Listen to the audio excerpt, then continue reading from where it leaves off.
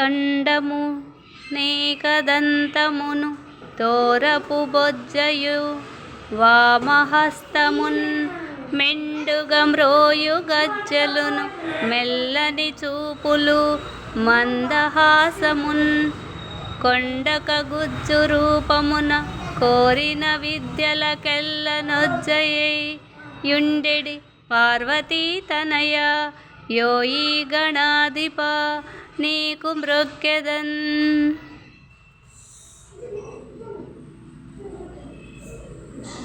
ఓ బజ్జ గణపయ్య నీ బంటు నేనయ్య